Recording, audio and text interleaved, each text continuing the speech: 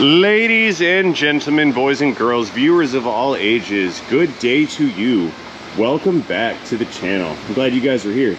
If in fact you are new to the channel, I'm also glad you're here. Welcome.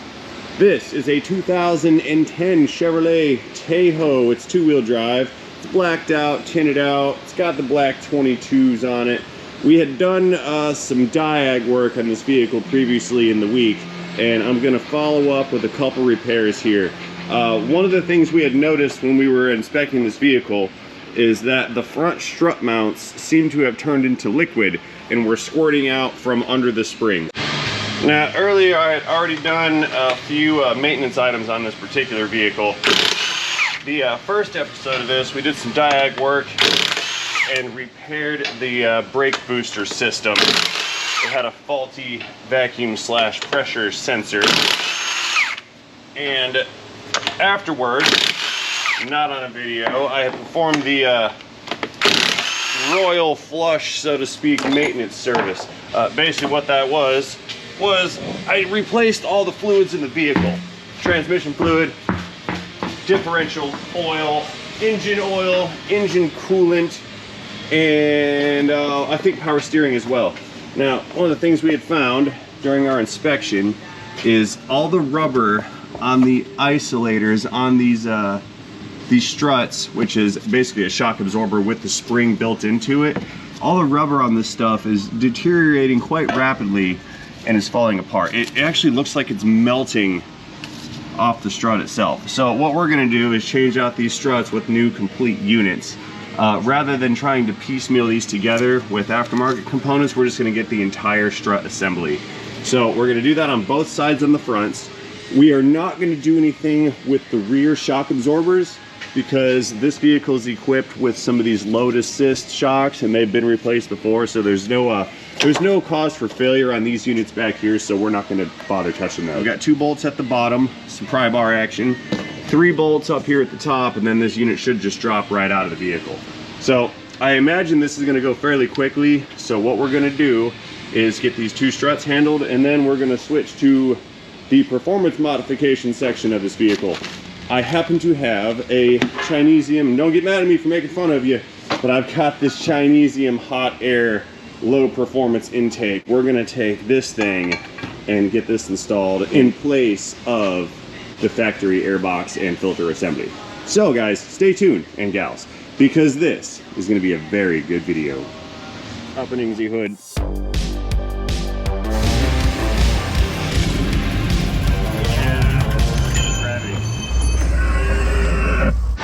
Alright, so we're tucked into the wheel well a little bit, just past our drilled and slotted brake rotors here. Got a 15mm socket. We're going to pull these 2 lower bolts out, get these guys extracted. I've already gone ahead and pulled the left front tire off as well. There we go. Alrighty, lower bolts are now removed. Let's focus our attention up a little bit higher, and we can see there are 3 more bolts coming through the strut mount. Actually, they're studs and nuts coming through the strut mount that are securing the rest of this unit. So I'm gonna go in there with a flexible long-handed ratchet here, or long reach ratchet. We're gonna pull those nuts off. So we can see there's 3 fasteners there. I'll leave the easiest one to get to for last. Now I could let this down and hit these with like an impact gun from the top side, but I think this method will suffice, no problem.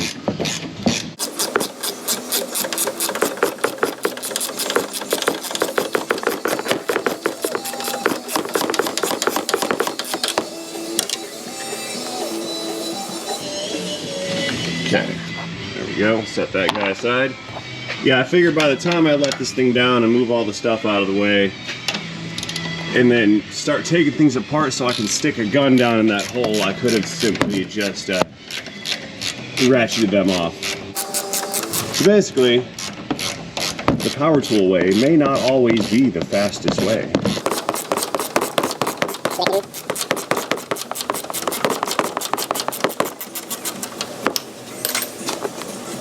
Okay, that's 2. I think my new replacement units are going to come with a set of nuts, but we're not going to cast these aside until we know. Because sometimes that stuff comes with new nuts, and sometimes it does not. So, you'll see that this thing is not dropping out, and that is because there is in fact some pressure pointing up on this, pressing down on these lower control arms here. So we're gonna have to get behind the base of this with a pry bar, kind of lift it up and then pop it out so we can drop it through that hole over there. That being said, I'm not going to completely remove this nut right here. That way I don't end up mistakenly dropping this on the floor. So what I'll do is get it under this strut here with the pry bar, and pry it up, and then I'm just gonna pull it back towards me.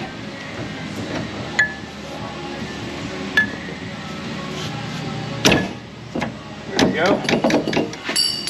Ding! I can go ahead and get that nut off of there, and this thing should want to come free. It's pretty easy. And here she comes. Lower that guy down. And then right down through the bottom. If this was a four-wheel drive vehicle, we'd be doing something different. Okay. Here's our complete strut unit. Yeah, melted rubber. It's not really melted, but it is kind of liquefying. It's not doing a good job. Now, unfortunately, some of these platforms had regular struts, or had, not really regular, they had upgraded struts.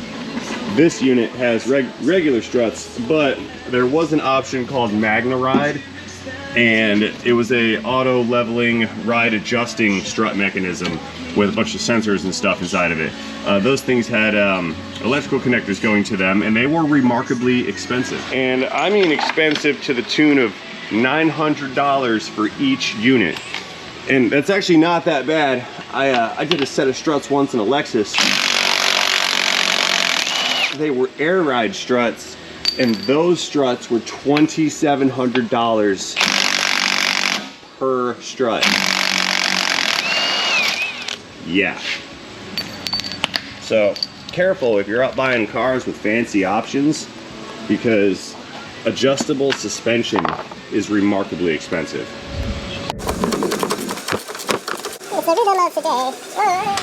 Okay, so there are some connectors connecting this wiring harness to these strut bolts here. I'm gonna go in with a little trim tool business and pluck that off. Get off there. There. There's one of them. And there's another one kind of buried a little bit back there. Okay, now we can reach our nuts. Pry bar gravity. Hello. Hello. Are you here for your mandatory YouTube forced experience? I'm making you every day. Every day I'm making you coffee. That guy said that I force you, so now I'm forcing you. Hello. Hello. Okay. Okay, bye. Now what do we do? Nothing. Just stand, awkward. Just stand here staring at each other? Yeah. I like staring at you. Alright, see ya. Bye bye. Coffee. The nectar of the gods. Alright, now I'm properly motivated. Let's get in here and get this other nut off. It's the one in the back. Actually the front, that's the front of the vehicle, but it's the back of our reference point. And I say back because it's farther away than this one we just took off. So this is the front, that's the middle, the other one's the back. Yeah, getting awfully philosophical around here. Oh, check this out. This is why I like these flex head wrenches. See how the end of it will flex right there? It's because I can follow the contours of my obstructions. See that? And get more of a throw, or more of a turn per throw of the wrench, per se, to make this more efficient. Plus it makes a bunch of cool sound while I'm doing it. Okay, that's still too tight to come off my hand. That's fine. More.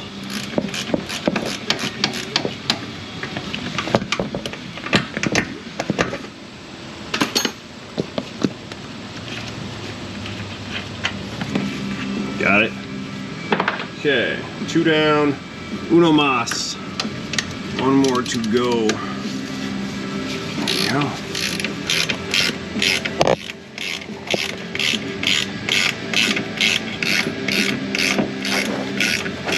Oh good, we're starting to flop around here.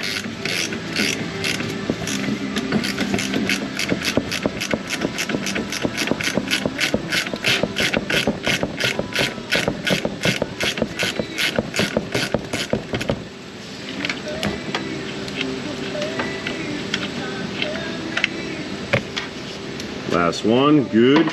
So now, we just need to, I don't even think I need to pry bar this one out. Look, I think I can just push this one, or not. Oh, get out of there. Got it. Beautiful. Okay, let's lower this unit down. It's a two-handed operation. And you guys are taking up one of my hands. Put the camera down. It's fine. If I wasn't holding the camera, then you guys couldn't see what I was doing. So it's, you know, it's a balancing act we got going on here. Warning, spring under compression, do not remove unit. Serious injury may result. Written in Espanol, en français. Warning, do not kill yourself with these struts. Yeah, this spring is loaded under pressure. If you take that top nut off of there, it's going to fire this top plate off like a cannon, and or rebound the strut body and smash it into you or nearby bystanders, and that would be bad. There, now that all the safety precautions have been taken care of, let's go ahead and maneuver this unit up into its new home here. We test fit these nuts because this strut assembly did not come with new nuts. It came with bolts for the bottom, but not the nuts for the top. Slide that on up. The holes are not holing. There we go. Okay, so one nut up top to hang on to it. Second one, hang on to a little bit better. There we go. Now I can let go. And the third one, just so we don't lose it. Very nice. Good. So here, go ahead and tighten these guys back up. That's going to draw this strut up against the mount and give us the most clearance possible down below to fit this thing up and over the control arm. Got a little bit of space going down there, see that?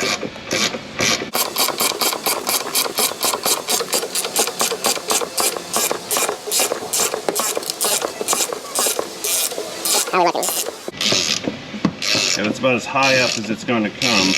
So I'll have to get under that with the pry bar and pry the control arm down and probably pry the strut up and compress it some. Fix that. That way we can get the bolt holes lined up. Like I said, they did give me new bolts. Okay. I do have new bolts because we're not going to be reusing those little metal clips that were on the base plate of the strut. Faster wrench, shorter throw, more horsepower, less torque.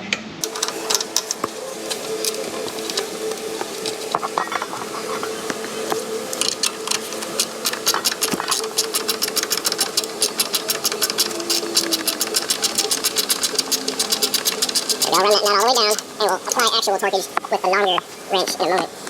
Squeeze the hand in there.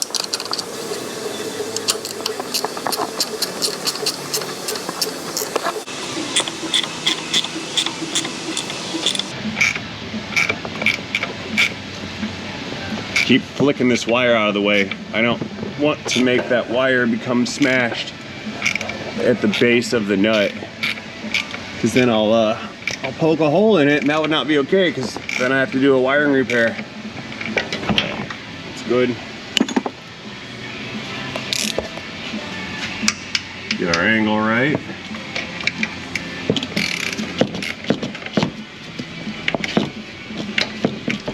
See how that happened? It doesn't want to ratchet back because the threads are so loose. That's weird. It was locking up and I couldn't turn it by hand with the little ratchet, and then I got past the tough spot and Now it's kind of freewheeling again.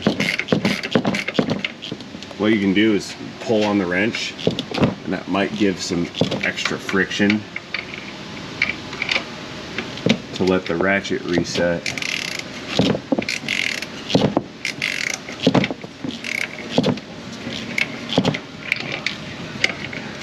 Well, that one's just embarrassing me back there. You know, I could totally get it from the top. I really could have just done this from the top. But you guys know me, I've got like this toxic trait of just doing things the hard way. It's always like the, you know, why didn't you do it like this or that? And I don't know, I just like to do things the hard way sometimes. It's like a personal challenge, I think. Because I know if I can do it the hard way, then I can also do it the easy way. But I just prefer to do the hard way to make sure that the skills don't wane. Kind of like doing math on paper when calculators are available. But I choose to not use a calculator. There it is. It's the other little bracket business thing. Yeah, that thing. Yeah, if you always do things with a calculator, then you forget how to do long division on paper. But if you don't use a calculator, then you maintain your division skills, see? So I don't do things the easy way, so I don't forget how to do things the normal way. I guess. Maybe. It makes sense to me anyway. I'm babbling. Let's go back down below, and we're gonna pry bar this business up into position here. Going in. Alright, so the best way I think to do this is just pry up on it, which is also going to pry down on the control arm, and just let it kind of do its own thing. And it's almost exactly where it's supposed to be. I actually need to pry it outwards this way some. Right there, that's good. So there's the bolt holes, there's the bracket. We need to go that way some, and now it's time to insert the two fasteners. Okay, so if you guys recall, the other bolts went up from the bottom into the old struts. I don't like that, because if the nut breaks or comes off, or if the bolt breaks, then the fastener will fall out and there's nothing to hold it in position. So I'm gonna install these ones from the top down. That way, if something were to occur, we have some redundancy sort of built in. This might be kind of fun getting all this aligned, but I will pry it into position here, I think. There's one.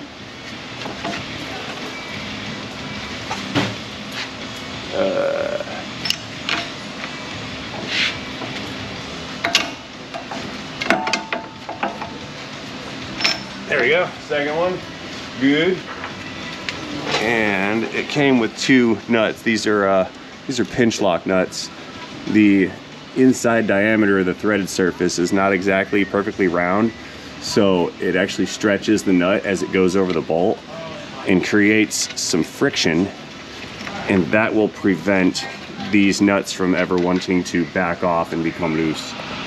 Okay, wrench coming in to hold the bolt. Click. Beautiful. This one's done. Let's go grab the other side and get that one installed next. Okie dokes, let's go ahead and grab the flashlight here. We're gonna switch sides and get this unit pushed up through the right hand side and then reinstalled. Okay, let's try this from the bottom. So we've got, there's our mount. Now the single bolt faced forward, and we have to reference that against the angle of the bottom section here. So we'll push that up through the holes. If I can get it in there. Okay, that's in. Now I have not gone up top to put the nuts in. I'm just gonna live life on the dangerous side here and see if I can't do this from down here. Yeah, there we go. put the nuts in later. Look at that, like a glove. Okay, got the two bolts. I tried to say bottom. I was gonna say bottom bolts, and I said bolts. Got the 2 bolts. This can go in. There's one. Second one doesn't want to go. Of course. Everything is a hammer. There we go. 2 nuts.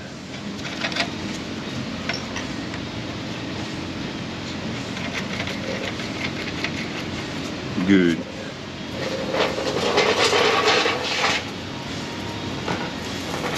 My tools were far away.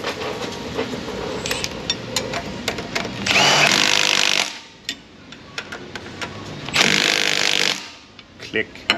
Okay, let's go up top now and get those upper fasteners in position on the top of the strut. And this operation will be nearly complete. So I'll tell you what, we've done enough of this the hard way.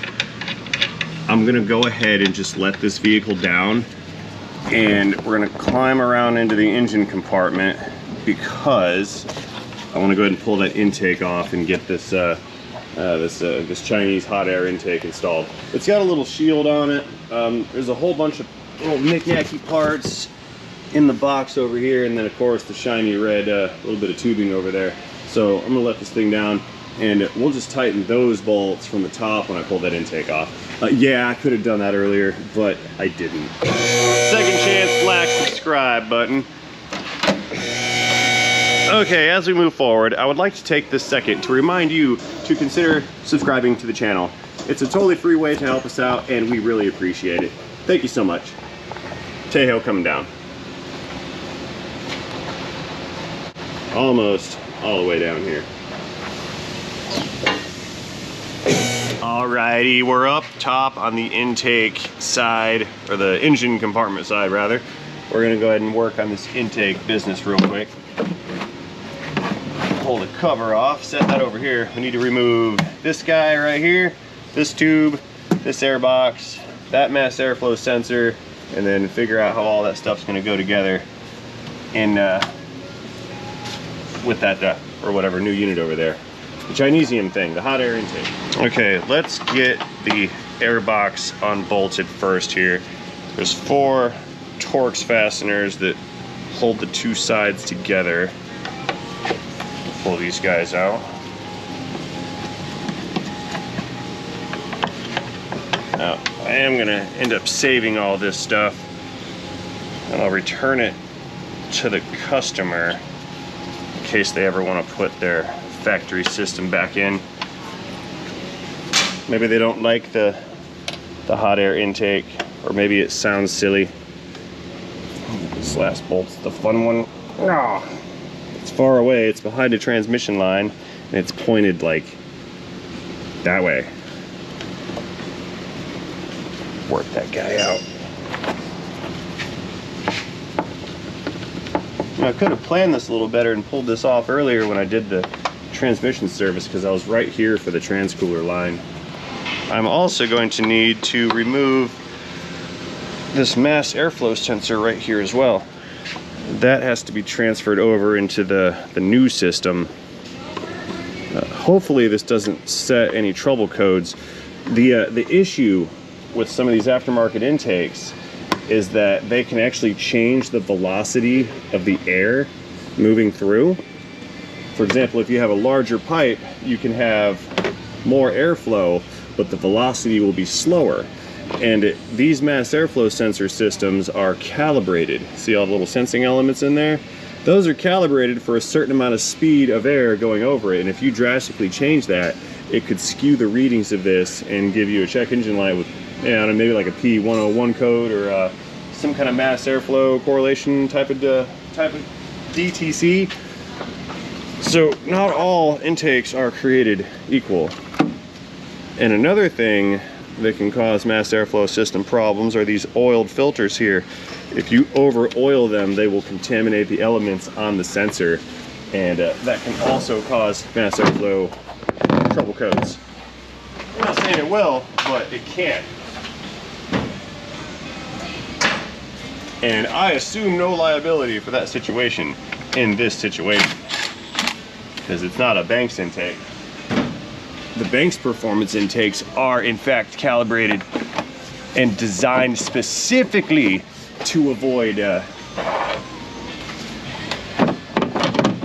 such problems with the air intake metering system. Here, real quick, right down here, these hoses are attached to this intake, little plastic clip. So I'll go in there with this trim tool and just pop that clip off, or break it. Yeah, I broke it. That's fine though, because we're removing all this. Take this clamp off as well.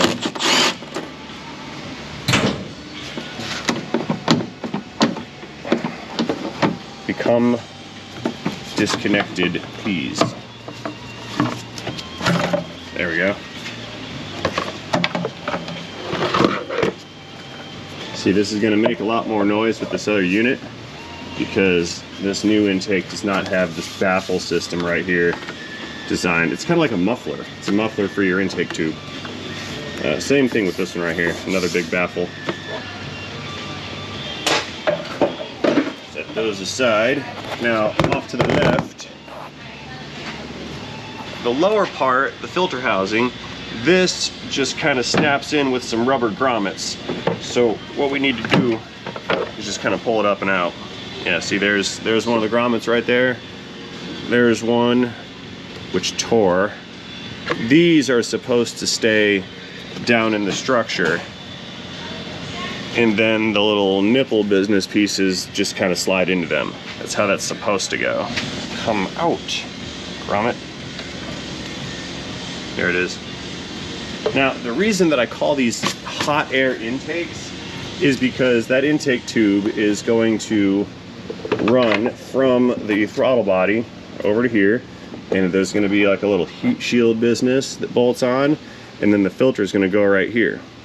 Now, if you look closely, you'll see this hole right here in the frame rail, and that hole is actually the intake path for the engine's air supply. Yeah, if we take a look down inside of there, you see a little vent that's designed, or that little baffle that's designed so water can't be sucked up, and it pulls its air supply from the inside of the fender well behind the bumpers.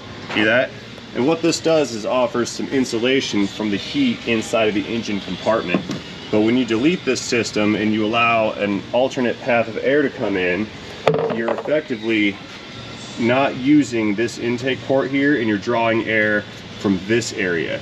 Yes, there is a little bit of a shield here, but that shield will heat soak in, and it's just less efficient of drawing in cooler air than the factory design.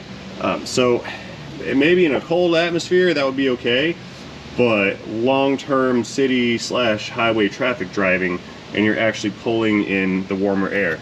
Warmer air is less dense, and then less dense air will lead into less power production and less efficiency under some circumstances. I'm not saying that all aftermarket intakes are in fact hot air intakes, but it's a very real possibility, and it does occur quite often. Anyway, let's start mocking this up and see how everything fits. So I've got these rubber neoprene bushing sleeve things. I think they're gonna go, one obviously goes in the throttle body. I'll put the clamp in position. I have all the parts kind of piled up here. So what's gonna happen next is we need to figure out how the tube fits, and how the little heat shield thing fits, and then of course how the filter fits on the heat shield. Okay, so here's the heat shield bit of business. I'm assuming that's just gonna go like right in that position, because the filter is going to go on this side, and then the tube's going to come in on this side. That's sort of what it's looking like to me. So we can take our tube business here. Yeah, that's going to go like so, and somehow plugs in through that hole. Let's go ahead and just stick our mass airflow sensor in this tube real quick, just to get rid of some of the parts. Screws coming out. I imagine that the pitch on these threads is not the same as the threads on the bolts for the original, so I'm gonna have to reuse this one. We have an arrow here on the sensor indicating the flow direction. So theoretically you could put this on backwards maybe. That's our flow direction.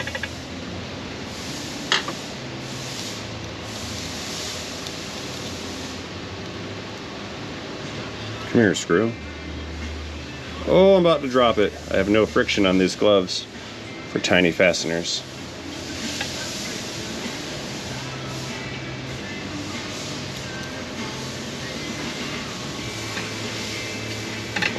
That one there.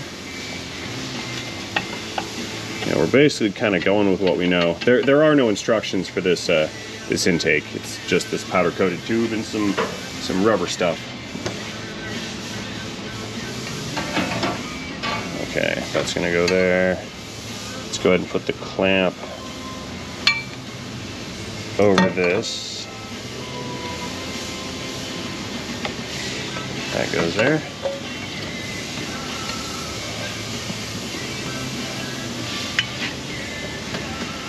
Okay. I guess that's how this goes. I'll take that. So we've got the big tube in position here. We do have a port here for this PCV valve, so I've got to reroute that with the supplied hose they gave me. This guy plugs into the mass airflow here. No, I didn't forget those bolts down there yet. Let me figure out how this thing mounts up. Okay, so here's our big filter element.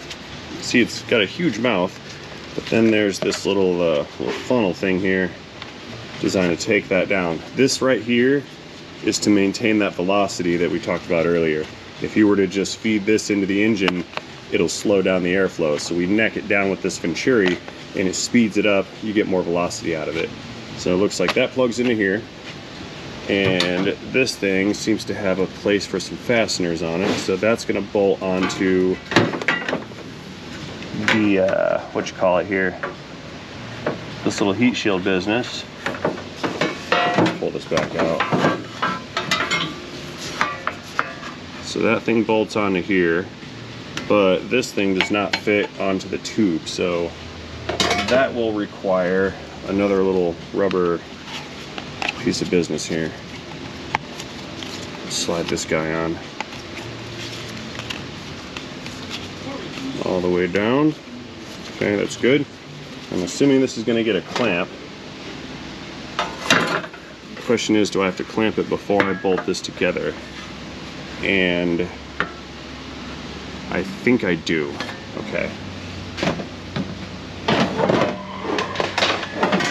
Clamp gravitas. So here we'll take one of these clamps, slide this one over as far down as I can get it, and we'll clamp this together. We'll fit this thing onto the shield and then bolt it in. Oh, look, fail. It must be clamped from the outside. Okay. Doing it again. Okay, attempt number 67 or so to figure this out. Looks like we need to bolt this together on this side first. Now, you can't see, but in my palm, I do have the two fasteners. This thing's just asking to gouge the paint. Like I'm trying real hard to not ruin something. This is very awkward.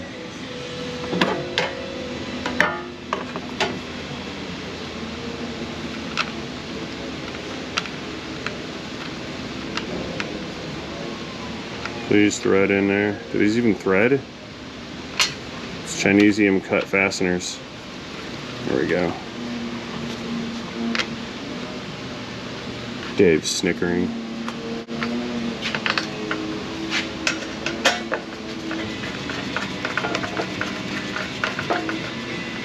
Okay, I really don't like this fitment because these are slotted holes and they just want me to stick these nuts in. I'm gonna get some washers. Hang on, be right back. Okay, I return. I dug out some washers. We're gonna fix this fitment nonsense real quick, like washers for the win. My fear is this is just gonna vibrate apart on the road.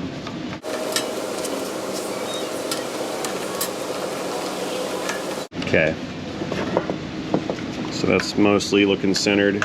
Let's Let's tighten this stuff down, never to be removed again. Click.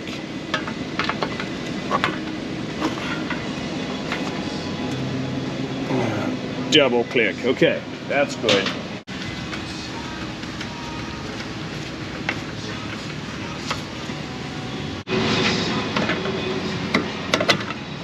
Pliers. Just fold it around. There. Now that clamp cannot come loose ever. Ever. It's like airplane wire. Okay, next hose clamp. We'll slide this over the other side. And I'm pulling this intake out of the way to gain the space to fit it. Swivel that in. Okay, now we can plug that back into the throttle body right there. So it looks like the happy place to park this bracket is crooked and sideways and not ideal. Yeah, look, see, we're at this angle here. This tube's at this angle like this. Yet we can't get it much farther onto the throttle body. Tell you what, I'm gonna go ahead and tighten these down right now, lock this into position, and then we'll manipulate all this stuff over here to get a better fitment. Yeah, these aftermarket tube style intakes have a habit of poor fitment at the sealing surfaces.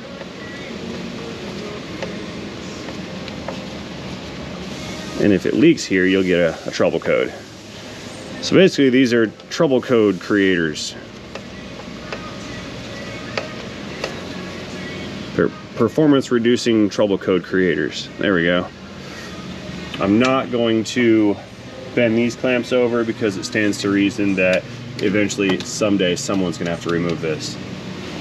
Okay, now we get to the part where it stops fitting like it should. You see, there's a bolt right here, and there was another bolt right here underneath this little plate business.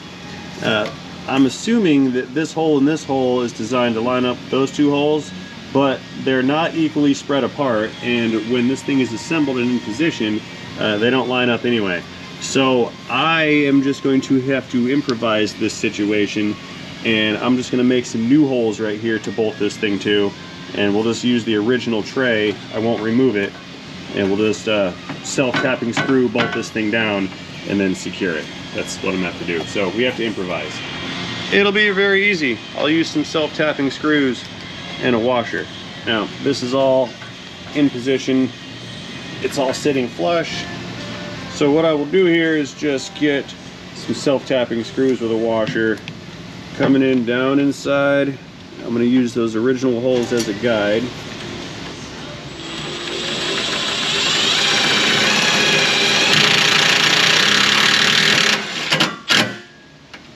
Click. Not done yet. One is not enough. We're going to do both screws.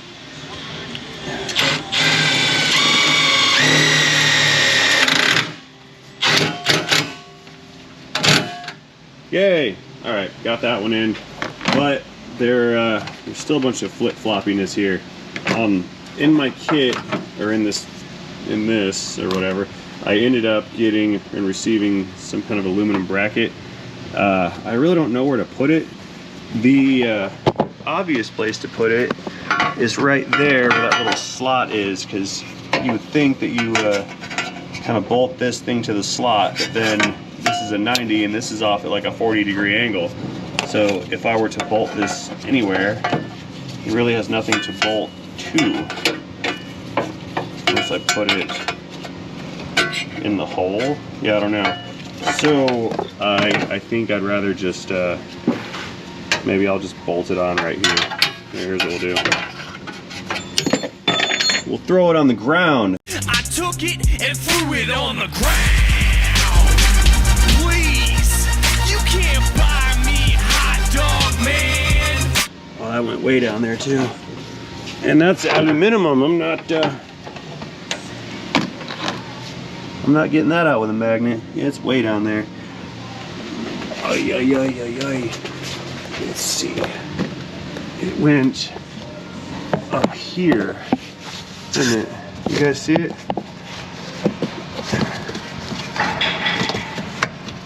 Oh, I heard metal, and then it fell down further. Haha! Haha, I got it. I don't think you guys saw any of that because it's dark in here, but I got it. Oh, totally got it. So, ow! Threw my shoulder out now. So, I believe I'm just gonna continue my improvised installation here, and I'll just maybe bolt this on here. There is one slight issue with that though. There is some structure right here on the other side of the fender, and I don't know if I can screw anything into it. Maybe I'll do it like this and just kind of draw this thing forward some. Yeah, that's the best idea. We're gonna do that. I think right here is great. Yeah.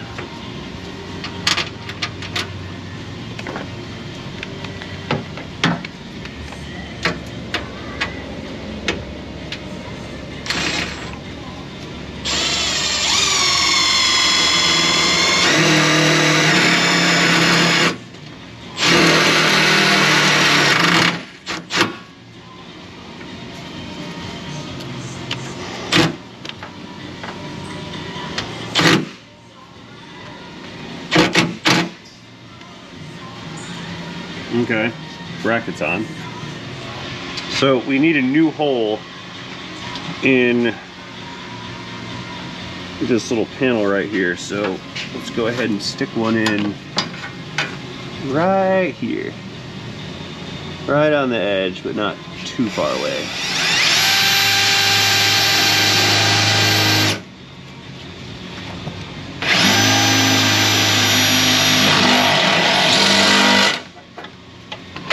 Perfect. And then we can run a bolt through that hole and then secure this to that bracket.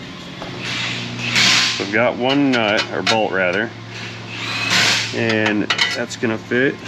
I've got a washer. We'll put that on the back side. Another flat washer. And I'll stick a lock washer on because that came in the bag. And then one nut.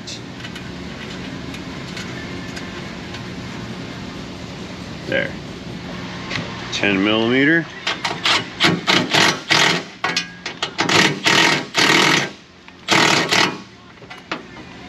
Click. Okay, that thing's tight. Not going anywhere. I know. We'll throw some Loctite on it. There. Now it's not going anywhere. Yay! So we did get this generic looking weather strip seal business. It came with this. I don't know how well this is going to mold to this little shield thing or whatever, but we're going to try it out. Generally these little seals are a colossal failure because they're just off-the-shelf parts that are all assembled to create these little kits.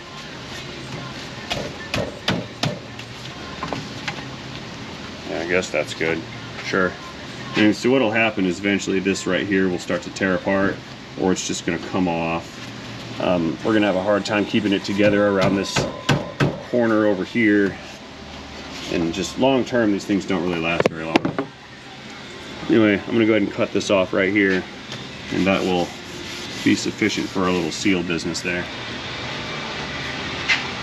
I wonder how much of this I can get. I have an idea. I'm going to try to keep as much of this on as possible before I have to cut it. So let's try to run this all the way down.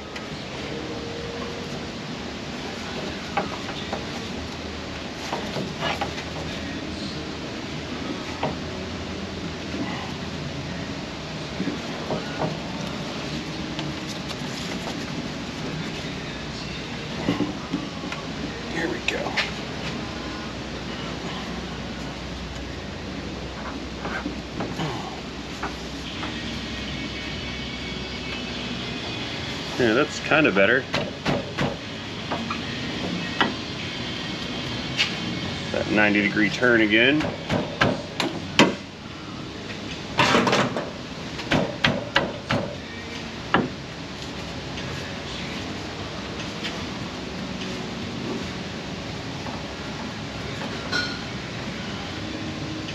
We'll cut it right here.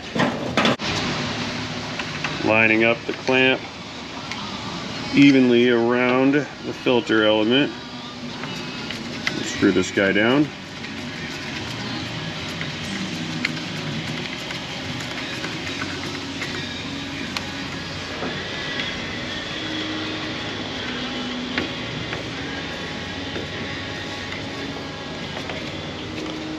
Okay, that one's tight.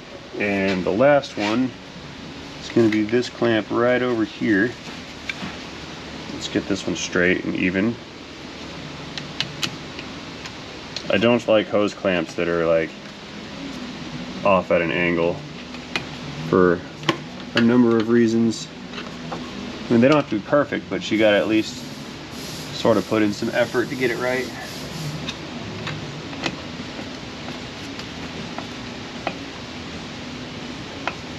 Click. That one's good.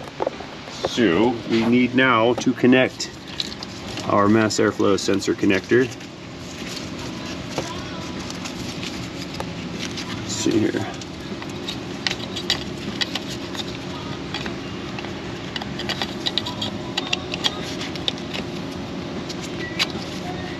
It's awkward. Okay. Sensor connector is connected. That's tight, that's tight. PCV hose.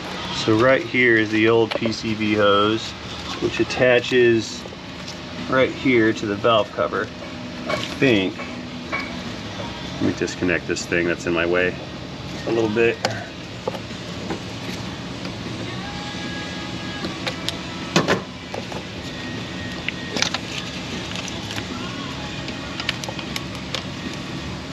How do I release that?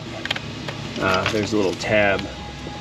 It's flipping hard to get to. Let's see here. It's got a little tab on it that I need to release.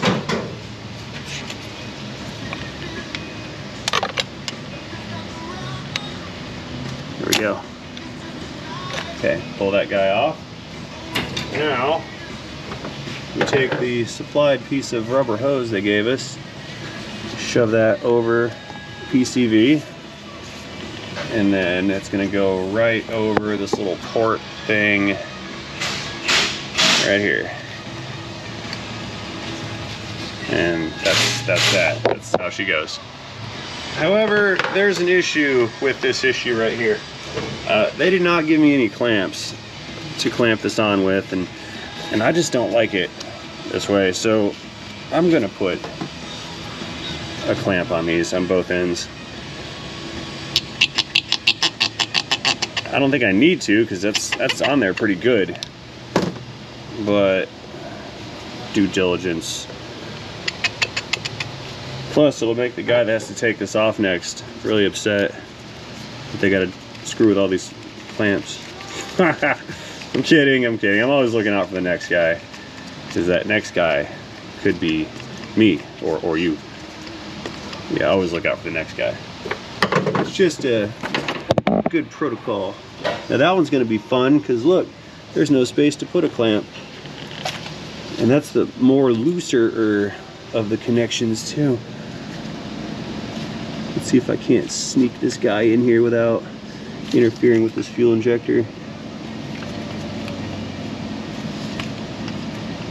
That's not gonna happen. Here, I can do it at that weird angle. Yeah, this is totally gonna screw over the next guy. Like 1000%. I'm sorry, next person.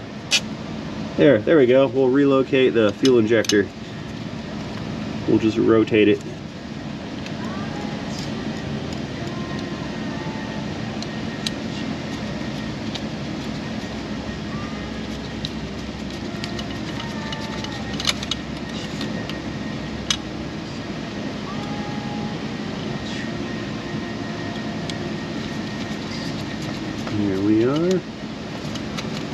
Good and tight-ish. It's not gonna come off, there.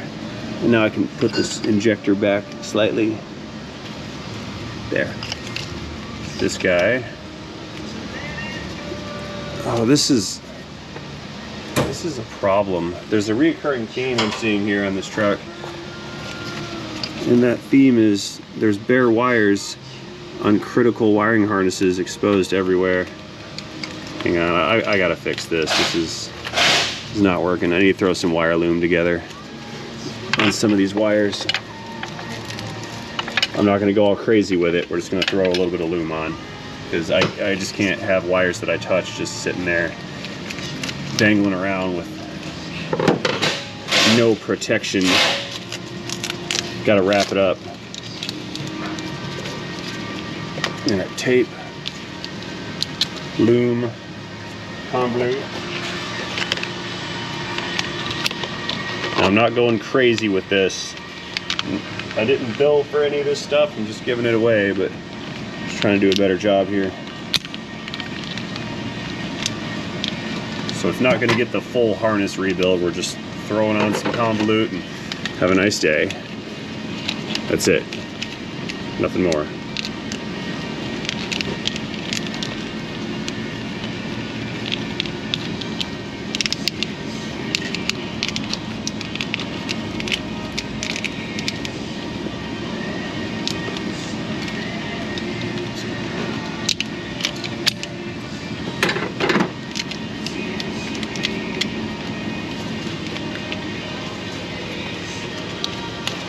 Get in there. Okay, that one's good. Now I can plug that back in. And this guy, I can reconnect like so. That's good. Now, down below, there was that mass airflow connector. You reach down there and unconnect it again. I can't talk. I got the stuff in my face. Yeah, I'll run a piece down this harness as well. Ah!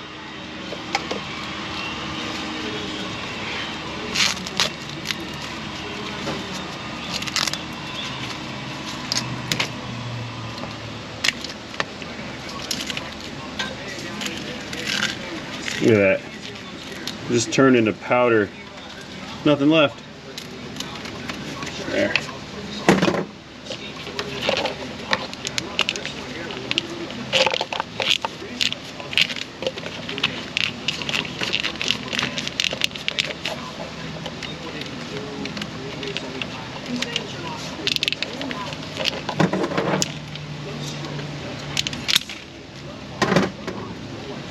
There, now it's protected.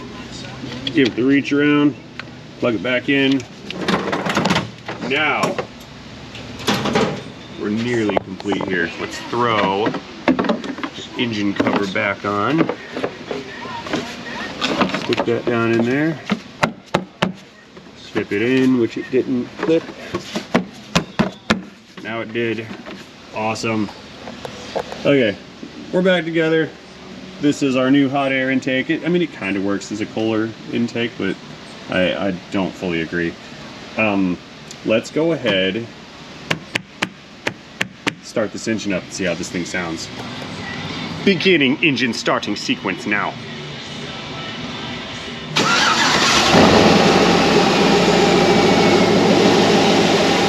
So far, so good. I'm gonna let this thing warm up some. And then while it's doing that, I'm gonna throw the wheels and tires back on, and then we can give this some throttle blurps to see how throaty and powerful that it sounds.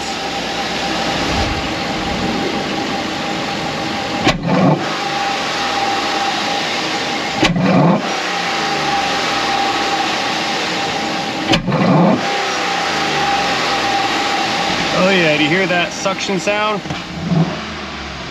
Yeah, it's a little more grumbly. Up front, you can hear the intake throaty grumble going on with it, and you can hear that blast of suction coming in through the intake when you apply immediate wide open throttle. That's what those little mufflers on the factory tubing is supposed to prevent, is that sound from occurring. But anyway, guys, I think we're all set here. The intake job is done. The suspension stuff is done. The fluid exchanges are done. The diag work is done. So I do not believe I have anything more to offer you on this particular Chevrolet Tahoe video, other than I thank you guys for watching this video. As always, I hope you enjoyed this video. If in fact you did enjoy this video, please feel free to let me know about that in the comment section down below. Do not forget to tap that like and subscribe button while you're down there. And most importantly, have yourselves a great day. See you guys later in a video, in Tahoe, in a performance upgrade, end of suspension repair, in transmission. Haha, you guys thought I wasn't gonna tighten up these nuts on that strut down there.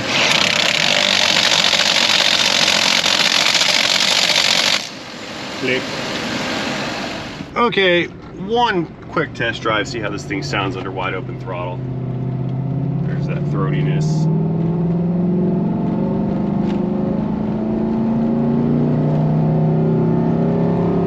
I think it sounds good. Yeah, you hear more engine with those open intakes. Project complete.